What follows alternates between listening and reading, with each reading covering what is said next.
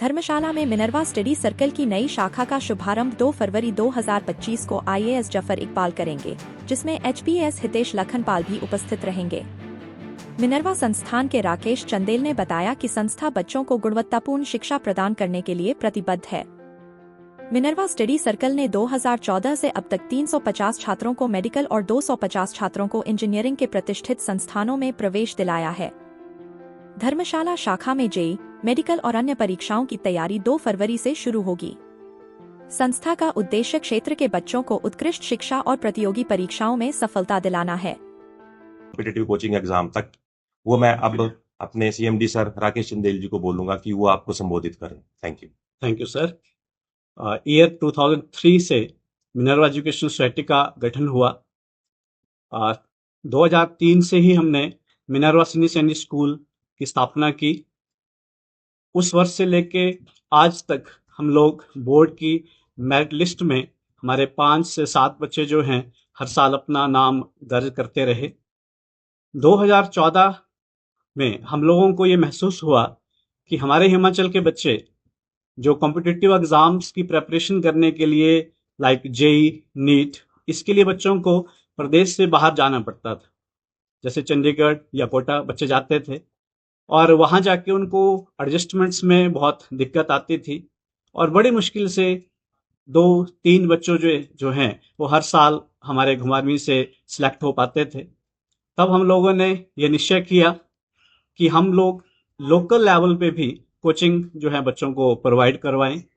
तो हमारी टीम ने बहुत कड़ी मेहनत करी।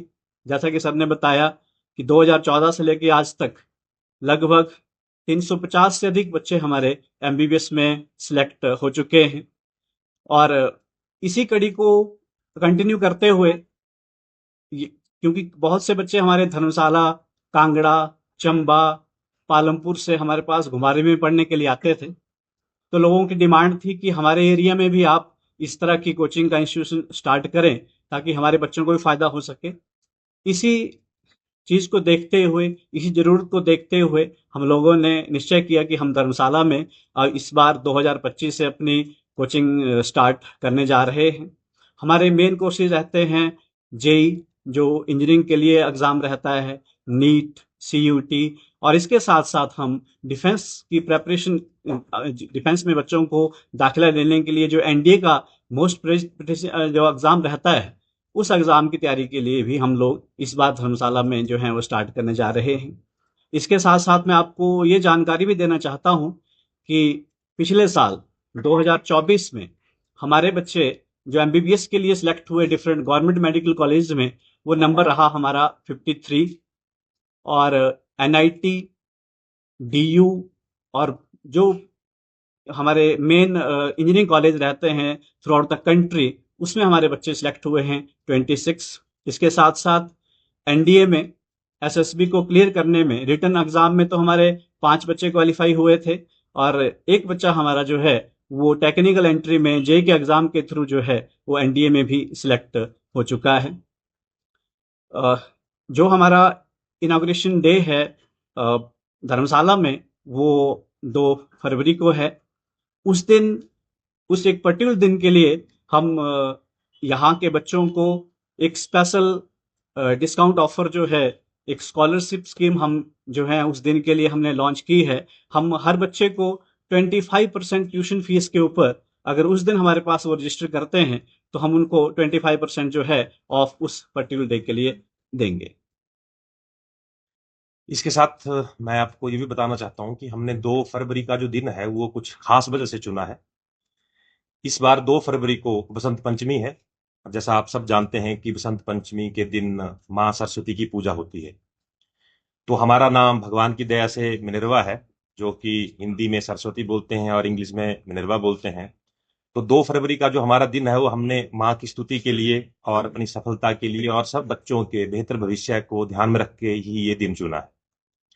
तो आप सबका सहयोग और पूरी जनता का सहयोग हमें चाहिए होगा, जो कि हमें घुमारवीं जैसे सेंटर में, बिलासपुर जैसे सेंटर में बहुत मिला है वहां की जनता के द्वारा, बाकी भी पूरे प्रदेश की जनता के द्वारा। लेकिन आपको पता ही है कि लोग घर से बाहर जाने में थोड़ा हिचकिचाते हैं, हिमाचली थोड़े से हिचकिचाते हैं। तो उसी चीज को, जैसा सर ने कहा कि यहाँ से बच्चे जाते थे तो उनके पेरेंट्स हमें कहते थे कि आप वहां भी कहीं सेंटर खोलिए। कभी पालमपुर की बात होती थी, कभी बैजनाथ की बात होती थी, कभी कांगड़ा की बात होती थी। तो उसी चीज को मद्देनजर रखते हुए जब हमें लगा कि हम इस काम को अंजाम तक पहुंचा सकते हैं, तो आज हम आपके बीच में हैं और इसका शुभारंभ हम 2 फरवरी 2025 को करने जा रहे हैं। अब मेरी आप सबसे गुजारिश है कि आप, हमने तो अपनी तरफ से जो हमें लगता था कि हम बोल सकते हैं, बोलना चाहिए, हमने बोल दिया। आपको जो लगता है आप अपने सवाल हमसे पूछ सकते हैं। धर्मशाला में पहले ही ऐसे कई संस्थान हैं जो इस तरह की कोचिंग उपलब्ध करवा रहे हैं। आपके संस्थान में क्या भिन्नता है कि जो छात्र है वो आपके स्टडी सेंटर की ओर रुख करे, या आप स्टूडेंट के लिए क्या बेहतर लेके आ रहे हैं? बहुत अच्छा सवाल है आपका, थैंक यू। देखिए, जो सोशियो एकेडमिक एनवायरनमेंट है उसमें कहीं ना कहीं इन दो चीजों का मिश्रण हो नहीं पाता है, जो हमने भी कहीं देखा है। क्योंकि एक सोशल लाइफ भी है स्टूडेंट की और एक एकेडमिक लाइफ तो है ही है। एकेडमिक लाइफ की अगर हम बात करें तो कोई भी इंस्टीट्यूशन, चाहे वो कोई भी है, उसके पास एक बच्चा 8 घंटे के लिए रहता है, जबकि उसकी कार्य प्रणाली 24 घंटे की है। तो अब मैं, जो हमारी यूएसपी है वो तो नहीं बता पाऊंगा आपको यहां पे कि कैसे करते हैं, लेकिन एक साथ में, और आज की डेट में अगर आप बच्चों को देखेंगे तो अगर उनकी आप पढ़ाई के साथ अगर मेंटरिंग नहीं कर सकते हैं, उनको आप वो सफलता के बिंदु नहीं बता सकते हैं। पढ़ाई किताब से पढ़ना वो घर में पढ़ लेगा, बल्कि आप इस चीज को ऐसे लेके चलिए कि ऑनलाइन प्लेटफॉर्म भी काफी हैं। लेकिन शायद कोविड के बाद ये हमें समझ आ गया है कि पढ़ाई के लिए बच्चे का, उसके शिक्षक का और एक क्लासरूम का होना बहुत ही जरूरी है। तो एक पढ़ाई के साथ साथ हमारी और भी बहुत सारी चीजें रहती हैं, जैसे हमारी मेंटरिंग होती है, 1-to-1 मेंटरिंग होती है बच्चों की, जिसमें टीचर्स और बाकी लोग उसकी हेल्प करते हैं कि जो उसका एक फियर ऑफ फेलियर है, एक परफॉर्मेंस का प्रेशर है, एक पीयर प्रेशर है, एक उसको आगे बढ़ने के लिए है, तो उन सब चीजों से भी कैसे निजात पाके वो आगे बढ़ सकता है, वो हम उन चीजों पे भी काम करते हैं। तो एक तो हमारा सिर्फ क्लासरूम तक या 8 घंटे की पढ़ाई तक ही नहीं सीमित है। वो जहां बच्चा रहेगा, जहां रहता है, उसके पेरेंट्स के साथ बातचीत, उसके बाकी लोगों के साथ बातचीत, उसका सर्कल कैसा है, उसका ग्रुप कैसा है, हम इन सब में भी उसको हेल्प करते हैं ताकि वो एक बहुत अच्छे से, बिना किसी प्रेशर के अपने एग्जाम को क्वालिफाई कर सके और एक हैप्पी लाइफ भी जी सके। इसमें ऐड करना चाहूँगा कि हमारी जो टीम रहती है वो वेल एक्सपीरियंस टीम हम लोग या धर्मशाला में ला रहे हैं। कुछ लोग जिनको हमने घुमारवीं में पहले पूरी तरह से ट्रेन किया है, वो टीम यहाँ पे धर्मशाला में आ रही है। हमारा जो स्टडी मटेरियल है वो, उसके ऊपर हमने पूरा R&D किया है, उसके ऊपर पूरा रिसर्च हम लोगों ने किया है और उसको बहुत बच्चों के स्टूडेंट फ्रेंडली उसको बनाने की कोशिश की गई है। उसके साथ साथ हम बच्चों को सिर्फ क्लासेस तक टीच करके नहीं छोड़ देते हैं, हम लोग उसके साथ साथ वहाँ पे क्रिएट करते हैं doubt removal sessions, 1-to-1 interaction with the students, और टीचर और स्टूडेंट दोनों एक साथ बैठ जाते हैं। और वो हमारे जो है वो, आप उसमें आप देख सकते हैं कि लास्ट ईयर के हमारे जो रिजल्ट हैं, पिछले 5 सालों के अगर आप हमारे रिजल्ट एनालिसिस करेंगे तो आप वहाँ से आप लगा सकते हैं आइडिया कि हम किस डेडिकेशन के साथ इंस्टीट्यूशन के अंदर काम करते हैं।